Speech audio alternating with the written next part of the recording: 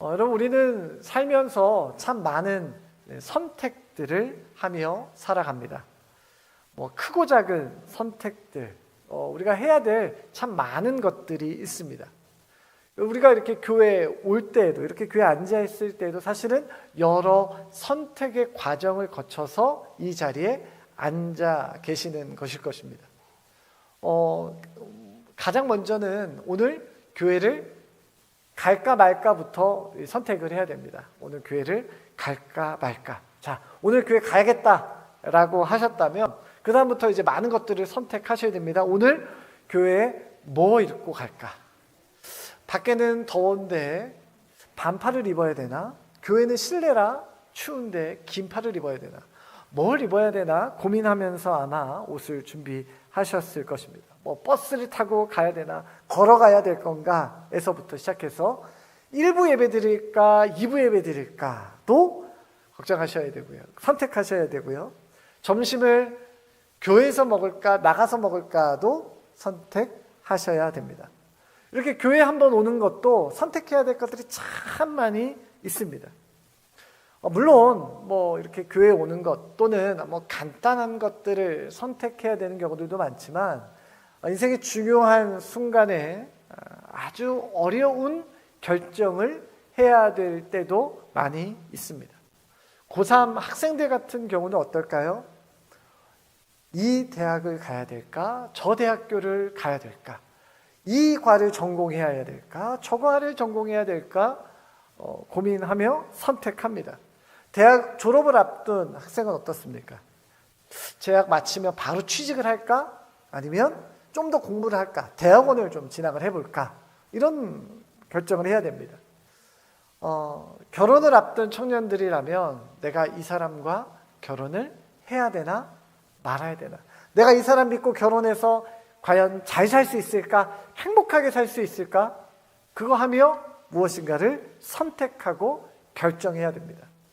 아마 여기 앉아있는 남자분들은 이 주식을 사야 되나? 지금 이걸 팔아야 되나?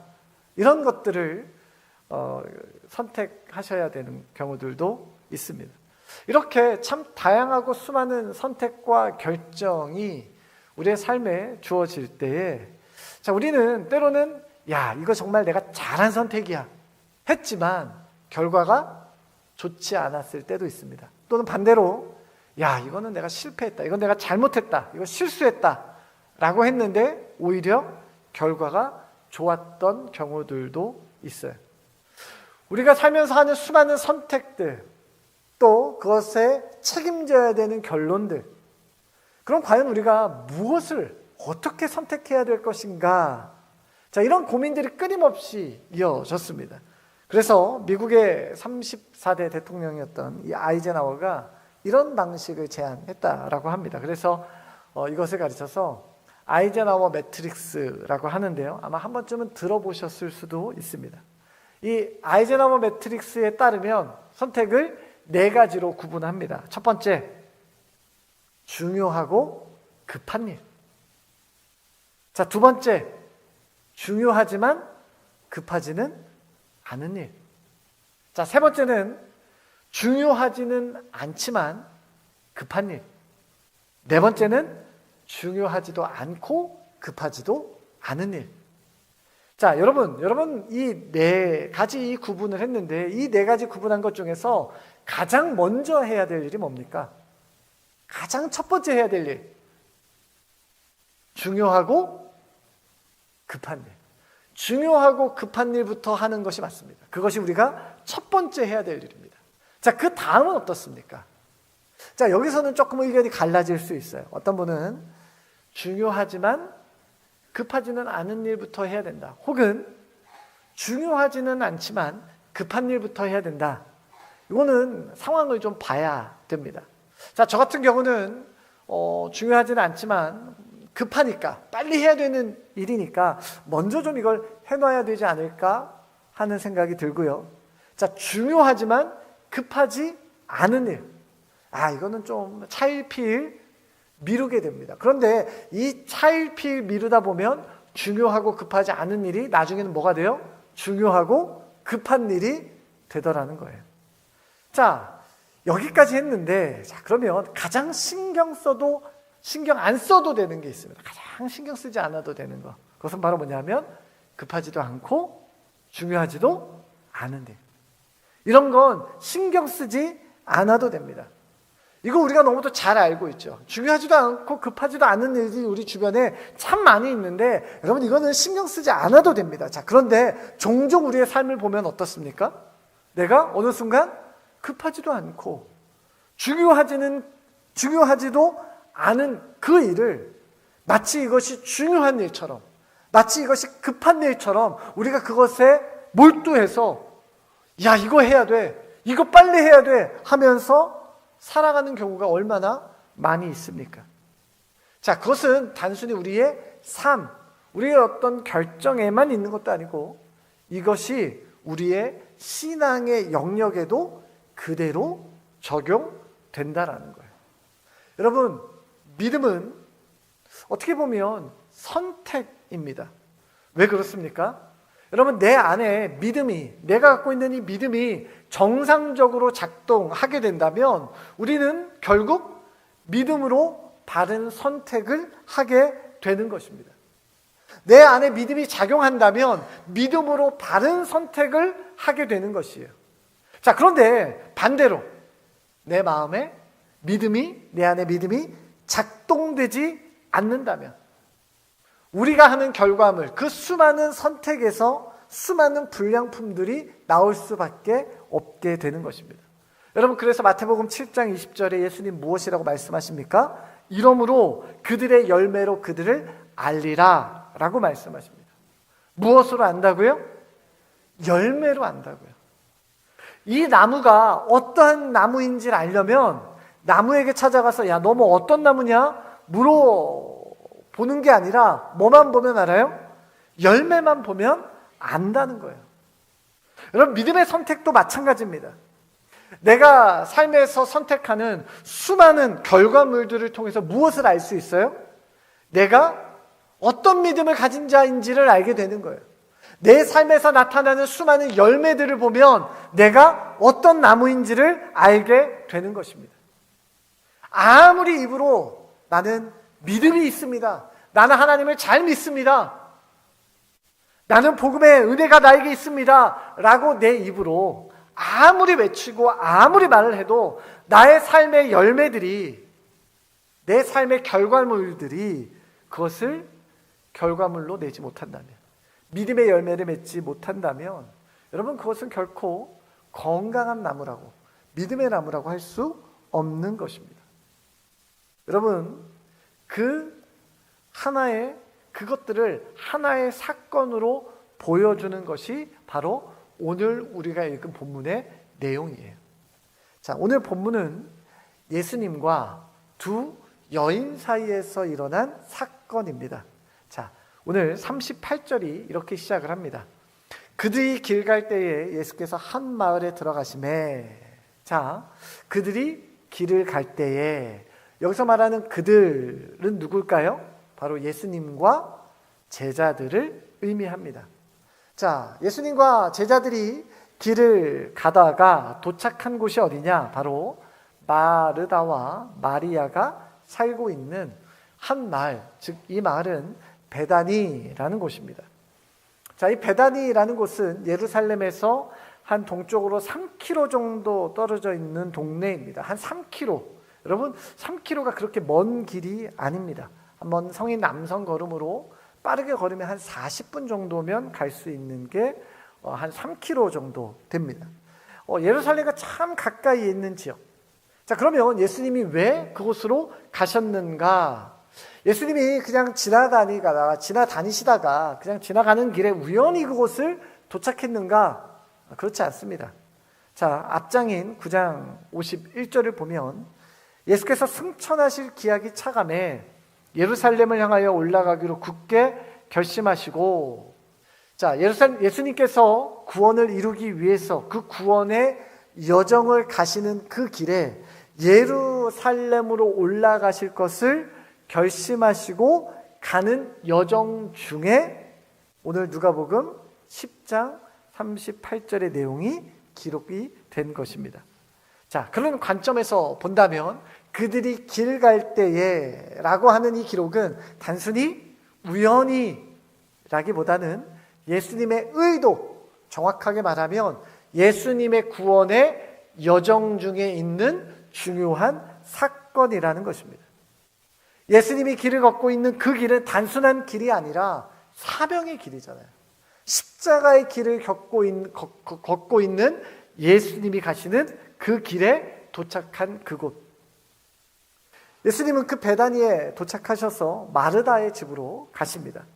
자, 여러분, 우리가 종종 이 마르다라는 사람을 사람 이름으로 종종 오해하는 경우가 있는데요. 사실 이 마르다라는 것은 사람 이름이라기보다는 호칭에 가깝습니다. 요즘 말로 하면 마님이라는 뜻이에요.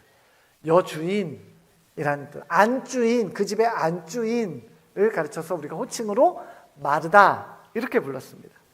자, 그 집의 안주인, 이 마님의 초청을 받아 예수님이 그 집으로 들어가십니다. 자, 계속해서 39절입니다. 그에게 마리아라 하는 동생이 있어 주의 발치에 앉아 그의 말씀을 듣더니, 자, 마르다에게는 마리아라고 하는 한 여동생이 있는데 이 마리아가 지금 예수님의 어디에 앉아 있습니까?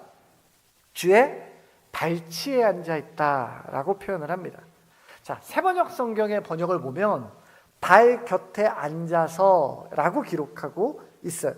자, 이 말은 예수님의 바로 발 앞에서, 바로 그 코앞에서 예수님의 말씀을 지금 듣고 있다라는 뜻입니다.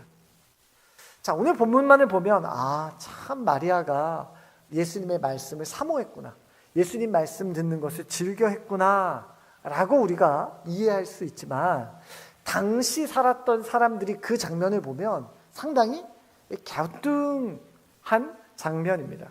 자, 왜냐하면 누군가의 발치에서, 발 앞에서 누군가의 말씀을 듣는다라는 이 표현은 그냥 그 장면을 표현했다기보다는 보통 이런 말은 스승과 제자 사이에 일어난 사건을 말할 때 이 표현을 씁니다. 스승이 제자를 앉혀놓고 무엇인가를 설명하고 가르쳐줄 때 쓰는 표현이 바로 이 말이에요. 발치에 앉아서 말씀을 듣다. 그러니까 지금 마리아는 예수님의 발치에서, 즉 예수님의 제자된 신분으로 그 자리에 앉아 있는 것입니다. 자, 게다가 좀 더 신기했던 장면은 당시 사회가 여성들에게 그렇게 교육의 기회를 부여하는 시대가 아니었다라는 것입니다. 자, 그렇게 본다면 오늘 본문은 상당히 이상하게 보입니다. 여성이었던 마리아가 예수님의 제자가 되어 그의 발 앞에 앉아서 예수님의 말씀을 듣는 장면. 자, 이때에 갑자기 마르다가 등장하게 됩니다. 40절입니다. 마르다는 준비하는 일이 많아 마음이 분주한지라. 여러분, 지금 마르다가 기분이 상당히 상했습니다. 예수님이 오셔서 이 대접할 생각에 여러 가지로 지금 바쁜데, 이것도 준비하고 음식도 준비하고 이것도 준비하고 해야 될 게 참 많은데, 지금 와서 좀 도와줘야 될 자신의 동생 마리아는 도와줄 생각을 안 하고 지금 예수님 앞에 앉아가지고 예수님 말씀을 저렇게 집중해서 듣고 있는 걸 보니 답답한 거예요. 왜 답답해요? 아니, 나는 안 듣고 싶냐고.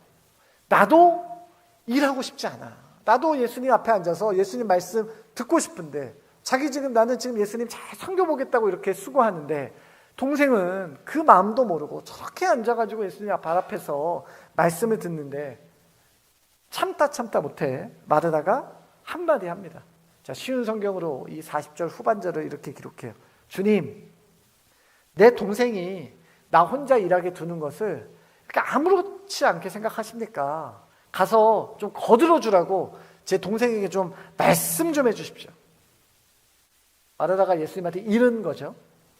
자, 그 말을 들은 예수님의 답이 41절과 42절입니다. 자, 우리 같이 읽도록 하겠습니다. 시작. 주께서 대답하여 이르시되 마르다야 마르다야, 내가 많은 일로 염려하고 근심하나 몇 가지만 하든지 혹은 한 가지만이라도 족하니라. 마리아는 이 좋은 편을 택하였으니 빼앗기지 아니하리라 하시니라. 여러분, 예수님의 이 말씀으로 이 이야기의 끝이 납니다. 자, 그렇다면 우리가 오늘 이 사건을 볼 때 가장 핵심이 되는 말이 뭔가, 핵심이 되는 부분이 어디인가를 우리가 잘 살펴볼 필요가 있어요. 자, 가장 핵심이 어디인가? 방금 앞에서 읽은 41절과 42절 말씀입니다. 마치 우리가 문제집에 정답을 맞추는 것처럼, 문제를 다 풀고 나서 마지막에 정답을 맞춰보는 것처럼 사건이 일어난 후에 예수님이 마치 정답처럼 한 말씀을 하십니다. 자, 이 말씀의 의미를 우리가 잘 알아야 오늘 이 사건의 진짜 의미를 발견할 수 있게 됩니다. 자, 그렇다면 오늘 예수님의 마지막 말씀이 뭐예요? 자, 가장 먼저 42절에 보면 몇 가지만 하든지 혹은 한 가지만이라도 족하니라. 자, 쉬운 성경에서는 이 본문을 필요한 일은 딱 오직 한 가지뿐이다 라고 번역을 합니다. 자, 이 말을 좀 쉽게 풀어서 설명하면 이런 뜻이에요.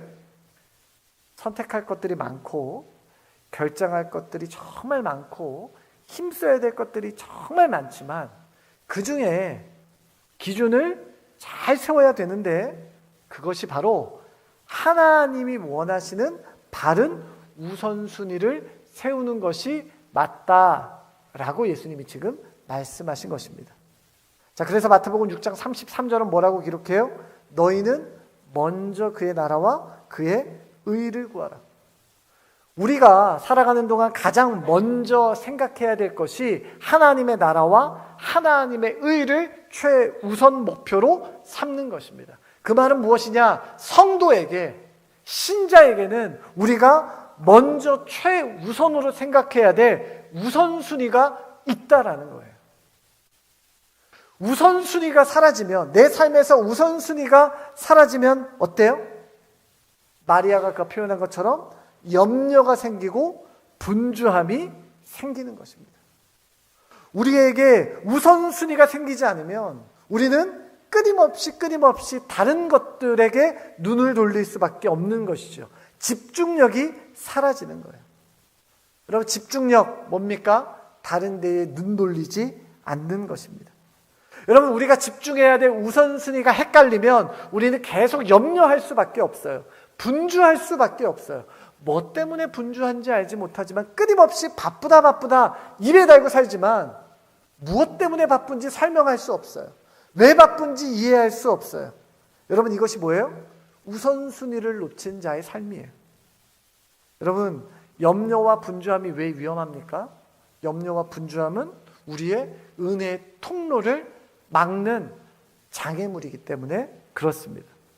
여기서 말하는 분주함이라는 것은 단순히 그냥 바쁘게 사는 것, 여러분, 이것이라기보다는 분주함이라는 건 하나님을 향한 집중력을 방해하는 그 모든 것들이 다 분주함이에요.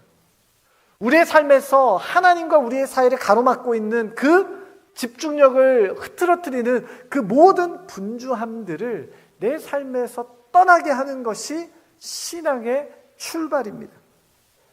여러분, 제가 부임하고 난 뒤에 부임 신방을 아주 오랫동안 계속하고 있는데요. 부임 신방하면서 철칙이 하나 있었습니다. 아마 신방 받으신 분들 아시겠지만 뭘 안 해요? 식사를 안 합니다. 뭐만 준비하면 됩니까? 신방 받는 집은 물만 한 컵 준비하면 됩니다. 뭐 사실 좀 밥도 먹고 이렇게 해야 좀 쉽게 친해지는데, 빨리 친해지는데 신방 가서 좀 예배만 드리고 일어나는 게 좀 한국 정서에는 안 맞아 보이기도 합니다. 그리고 종종 신방을 하다 보면 이 점심 식사 시간에 마치는 경우가 있고 저녁 식사 시간쯤 끝나는 신방이 또 있어요. 그러면 또 성도님들께서는 아유, 목사님 식사하고 가시죠 하면서 이렇게 권면하는 경우들이 참 많습니다. 근데 참 죄송하게도 그럴 때마다 아유, 괜찮습니다 라고 거절할 수밖에 없어요. 자, 그 이유는 하나입니다. 뭐냐? 우리가 하나님의 말씀을 나누는 일에, 하나님께 은혜 받는 일에 더 집중하기 위해서예요. 그 외에 내가 하나님께 은혜 받는 것 외에 신경 쓰는 모든 일들을 좀 안 만들고 싶어서 식사를 안 했습니다. 예전에 어떤 집에 신방을 가면 벌써 들어가는 순간부터 냄새가 달라요. 온 집안에 고소한 냄새가 납니다. 자, 그리고 이 가스레인지에는 이만한 들통이 하나 올려져 있고 불이 막 끓고 있고 흰 수증기가 나면서 뭐가 부글부글 막 끓고 있어요. 네. 자, 예배 드립시다 이렇게 해가지고 같이 거실에 모여도 우리 집안의 여주인은 늘 어디에 지금 신경이 쓰여 있어요? 저 가스레인지가 신경 쓰여 저 불 지금 줄여야 되는데 지금 안 줄이면 저 다 타는데 이러면서 막 가스레인지 생각밖에 안 하고 있는 거예요. 그러다가 막 말씀을 제가 전하고 있는데 벌떡 일어나가지고 가서 이제 가스레인지 불 줄이는 거예요. 네. 지금 신방하는 것보다 뭐가 더 큰일이에요? 예배 마치고 먹는 게 지금 더 큰일이 됐어요. 예배 드릴 때도 몸은 여기 있지만 마음은 지금 저기에 이미 가 있어요. 부작용이 심하더라고요. 그래서 식사 안 합니다. 그것 때문에 했어요. 자, 예전에는 그래서 식사 안 합니다 했더니 또 어떻게 하시냐? 식당을 예약을 해요. 근데 이제 뭐가 문제냐? 왜 식당은 조리를 직접 안 하시니까 뭐 그냥 식당 가서 하면 되지 않냐? 그런데 제가 이제 신방 가면 가정 이야기도 듣고 자녀들 이야기도 듣고 신앙생활 어떻게 했는지도 듣고 이렇게 막 이렇게 물어보고 또 다 물어본 다음에 예배를 드려요. 그런데 또 섬기는 분들 입장에서는 식당을 예약했잖아요. 그런데 그냥 식당을 예약합니까? 동네에서 가장 맛있는 집으로 예약을 해요. 어렵게 그것도 예약을 해요. 그러니까 시계를 보는 거예요. 목사님 지금 목사님 말씀 더 하시면 지금 예약 시간이 있어서 목사님 말씀 그만하시고 일단 예배부터 드리시면 어떨까요? 네. 그러면 듣는 저도 이제 그다음부터 막 빨라지기 시작을 하는 거예요. 네. 빨리 말씀 마치고 밥 먹으러 가시죠 하는 거예요. 제가 그때부터 식사 안 합니다 라고 선포했습니다. 여러분 제가 밥을 안 먹고 싶어서 안 먹는 게 아니라 어쩌면 그 시간이 우리에게 더 중요한데 내가 은혜 받고 우리의 삶을 나누고 하나님께서 나의 인생을 어떻게 이끄셨는지에 대한 이야기를 듣고 싶은데 그 이야기는 못 듣고 밥에 밀리는 거예요. 사랑하는 성도 여러분, 우리가 하나님을 향한 집중력을 흐트러뜨릴 때, 우리가 흐트러질 때 우리의 목표를 잃기가 쉽상입니다. 방향을 잃기가 참 쉬워요. 여러분 중요하지도 않은 일에 급하지도 않은 그 일에 우리가 여기저기 끌려다니다 보면 그저 분주한 일상을 그냥 바쁜 일상을 살아갈 수밖에 없습니다. 하루가 다 지나고 잠자려고 침대에 누웠는데 오늘 내가 힘들고 바쁘게 피곤하게는 치는데 내가 도대체 뭐 때문에 바빴나? 오늘 내가 뭘 했나? 하는 거죠.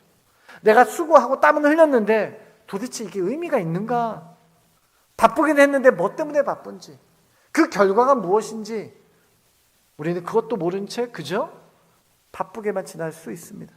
여러분 다윗은 시편 63편 6절에 무엇이라고 고백합니까? 내가 나의 침상에서 주를 기억하며. 여러분 다윗은 사울에게 쫓기는 그 순간에도 그가 침상에 밤에 잠잘 자리에 누워 내 앞에 있는 두려움과 내가 사울에게 잡혀 죽을지도 모른다는 공포감, 그것보다 무엇을 기억했다라고 기록합니까?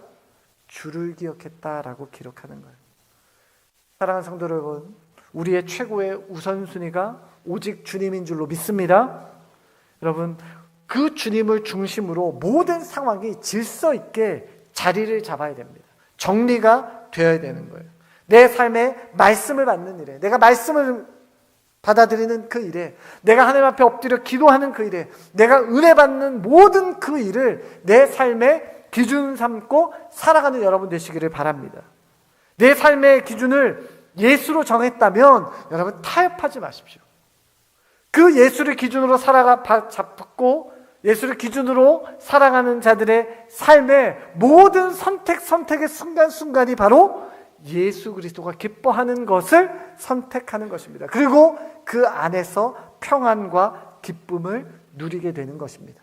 사랑하는 성도 여러분, 예수를 내 삶의 가장 우선순위로 삶을 때 복잡하고 분주한 나의 삶이 아니라 말씀으로 믿음으로 정돈된 주님 기뻐하시는 그러한 삶을 살아가는 여러분 되시기를 주님의 이름으로 축원합니다. 계속해서 42절을 보면 이렇게 기록합니다. 몇 가지만 하든지 혹은 한 가지만이라도 족하니라. 마리아는 이 좋은 편을 택하였으니 빼앗기지 아니하리라 하시니라. 자, 예수님의 발 앞에서 말씀을 듣고 있는 마리아를 향해서 좋은 쪽을 선택했다. 그리고 그것을 빼앗기지 않을 것이다. 라고 예수님이 마리아에 대한 평가를 하십니다. 자, 좀 더 쉽게 풀어서 설명하면 마리아는 좋은 영역을 특별하게 선택했다라는 뜻이에요. 자, 그러면 나쁜 영역도 있는가? 마리아가 좋은 영역을 선택했다면 나쁜 영역도 있는가? 자, 오늘 본문을 우리가 쉽게 이렇게 오해하는 경우가 참 많습니다. 예수님을 섬기기 위해서, 예수님께 맛있는 것을 대접하기 위해서 마르다가 했던 수고는 좀 보잘것없고 수준이 낮은 거고, 예수님의 말씀을 열심히 듣고 예수님의 말씀에 귀 기울였던 마리아의 그 모습은 정말 아름다운 것이다. 그래서 마리아를 더 추켜 세우기 위한 본문으로 오해할 때가 참 많아요. 여러분, 만약에 그렇게 오늘 본문을 받는다면 우리의 신앙은 달라져야 됩니다. 여러분, 교회에서 수고하고 땀 흘리시는 분들이 얼마나 많습니까? 우리 매주 식당에서 우리 수고하는 권사님들 계신데요. 여러분, 그냥 주일날 점심에 잠깐 와가지고 식사 준비하는 거 아닙니다. 식사 한번 준비하려면 주중에도 오셔야 돼요. 주중에도 오셔서 어떤 것들 준비할까 정해진 예산 안에서 우리 성도님들이 정말 제접을 잘해야지 하는 마음으로 수고하며 애쓰며 땀 흘리시는 분들이 우리 식당에서 얼마나 섬기면 열심히 하세요. 좀 있으면 여름이잖아요. 여러분, 그 식당 그 안쪽에 조리하는 데 보면 아주 덥습니다. 우리 교회 올 때 아주 이쁜 옷에 화장도 잘 해가지고 잘 이렇게 이쁘게 입고 왔는데 더운 여름에 주방에 한번 들어갔다 나오면 이제 화장은 다 번지고 땀 나고 아주 난리. 이게 쉽지가 않아요. 여러분 뿐만 아니죠. 주차로 봉사하고 운행도 해주시고 주일학교 교사로 찬양대로 섬기는 분들이 얼마나 많아요. 그런데 그것보다 하나님의 말씀 듣는 게 더 중요한 거고, 그렇게 수고하고 땀 흘리는 건 그거는 조금 수준이 낮은 거야. 여러분, 예수님이 이렇게 오늘 본문을 설명하는 것일까요? 여러분, 그렇지 않습니다. 자, 근데 오늘 말씀에서 중요한 포인트는 바로 무엇이냐? 마리아의 선택이에요. 마리아는 좋은 영역을 선택했다라고 성경은 말합니다. 자, 그러면 나쁜 영역은 뭐냐? 자, 그 나쁜 영역이 그 앞에 기록되었어요. 누가복음 10장 25절부터 37절까지입니다. 여러분, 우리가 잘 아는 누가복음 10장 27절, 25절부터 37절까지는 우리가 잘 아는 선한 사마리아인의 비유입니다. 자, 성경에서 선한 사마리아의 비유 이 내용과 마르다 마리아 사건은 누가복음에만 등장을 합니다. 자, 그 말은 뭘까요?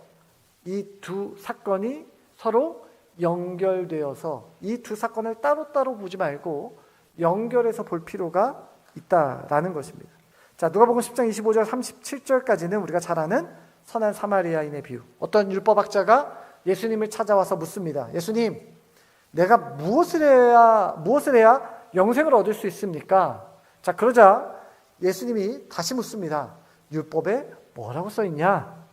율법학자가 답을 합니다. 27절이에요. 대답하여 이르되 내 마음을 다하며 목숨을 다하며 힘을 다하여 뜻을 다하여 주 너의 하나님을 사랑하고 또한 내 이웃을 내 자신같이 사랑하라 하였나이다. 하나님을 사랑하고 이웃을 내 자신처럼 사랑해라. 자, 정답을 알고 있는 이 율법학자에게 예수님이 하신 말씀이 뭡니까? 28절이에요. 예수께서 이르시되 내 대답이 옳도다. 이를 행하라. 그러면 살리라 하시니. 자, 같은 말씀을 선한 사마리아인의 비유를 마치신 후에 율법학자에게 다시 한번 말씀하십니다. 37절이에요. 이르되 자비를 베푼 자니이다. 예수께서 이르시되 가서 너도 이와 같이 하라 하시니라. 자, 오늘 마리아와 마르다에게 일어난 이 사건 앞에 기록되어져 있는 선한 사마리아인의 비유, 이 두 개를 비교하면 어떻습니까? 자, 먼저 율법학자, 선한 사마리아인의 비유 먼저 얘기해 볼까요? 여러분, 율법학자, 그는 하나님의 율법, 하나님의 말씀을 알았던 사람이에요? 몰랐던 사람이에요? 알았던 사람이에요.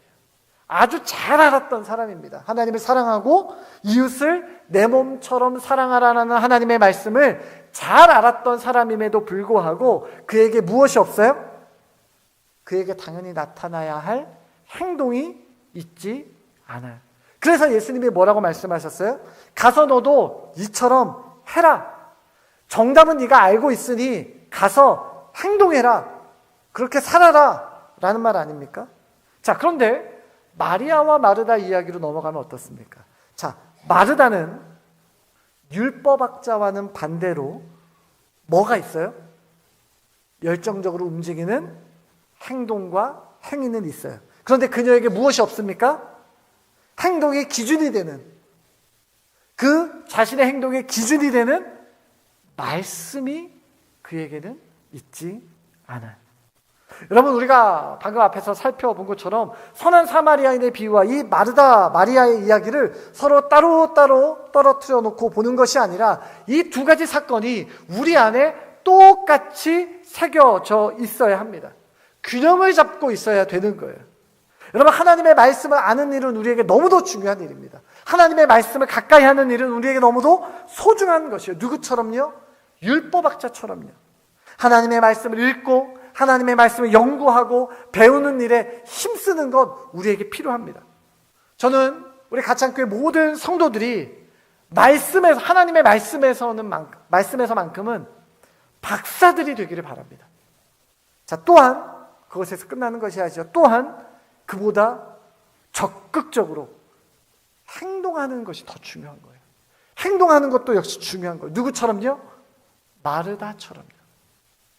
하나님이 기뻐하시는 것을, 그 일들을 행동으로 보여주는 것입니다. 억지로 하는 것이 아니라 그 일들을 기쁨으로 하는 것이에요. 내가 주님을 섬기는 그 일에, 교회를 섬기는 그 일에, 영혼들을 섬기는 그 일에 수고하고 애쓰는 일을 기쁨으로 하는 것입니다. 마리아처럼, 마르다처럼요. 찬양팀을 섬기든, 교사를 섬기든, 찬양대를 섬기든, 식당에서 내가 봉사를 하든, 내가 또한 여러 조직의 임원으로 섬기든, 그 어떠한 섬김이든 내가 기꺼이 하는 거예요. 말씀에만, 혹은 내가 수고하고 땀 흘리는 것에만 이 두 가지가 영적으로 균형을 잘 잡고 있어야, 영적으로 균형을 잘 잡힌 신앙생활이야말로 하나님을 온전히 따르는 자의 삶인 것입니다. 여러분, 우리의 신앙이 너무 영적인 것에만 몰두하고 있지는 않는지, 그래서 자칫 섬기고 돌보는 그러한 삶을 수준 낮은 것으로 치부하고 있지는 않는지, 반대로 너무 수고하고 애쓰는 것에만 심취한 나머지 말씀으로 내 삶의 기준을 세우고 성령으로 충만한 신자로서의 사명을 잊고 살아가고 있지는 않는지 우리 스스로 점검해야 할 것입니다. 우리가 선택하는 모든 영역에서 하나님이 기뻐하시는 모습으로 균형 잡힌 신앙으로 살아가는 것, 그것이 바로 건강한 신앙 생활인 것입니다. 믿음으로 살아가는 저와 여러분이 신앙의 연수가 깊어지면 깊어질수록, 말씀의 깊이가 깊어지면 깊어질수록 거룩한 영적인 그러한 균형 감각을 잘 유지해서 하나님이 기뻐하시는 모습으로 성장하는 여러분 되시기를 주님의 이름으로 축원합니다. 자, 우리 말씀을 기억하며 같이 기도하도록 하겠습니다.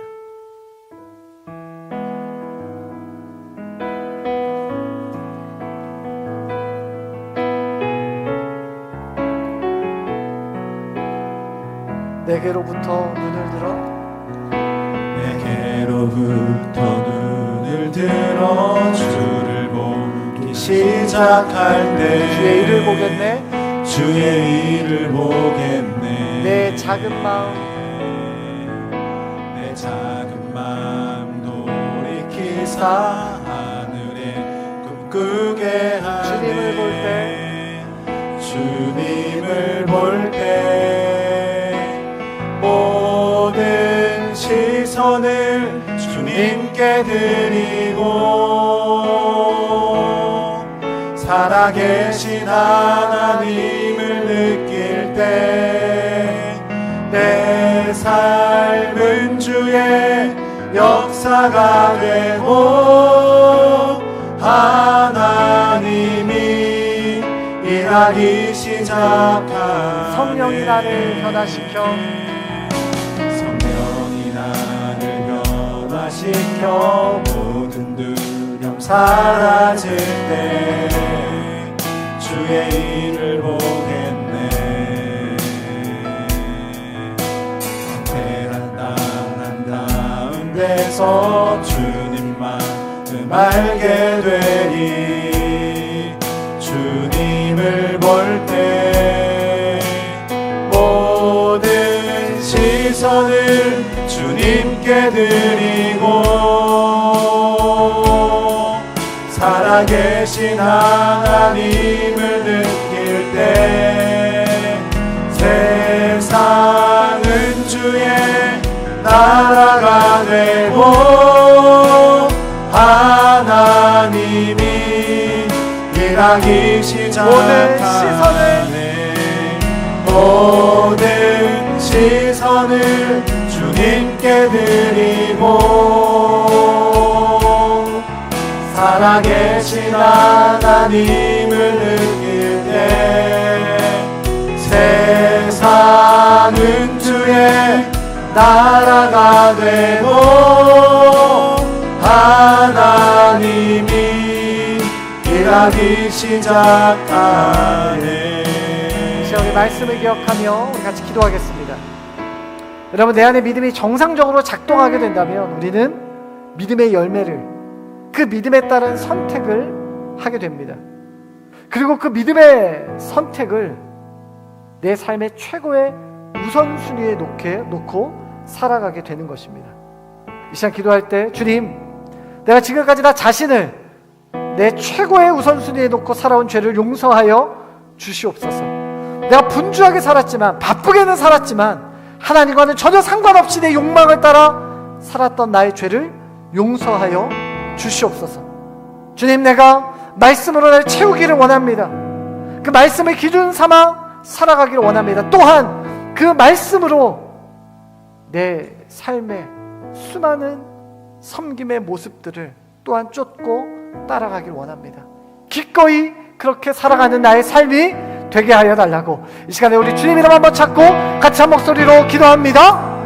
주여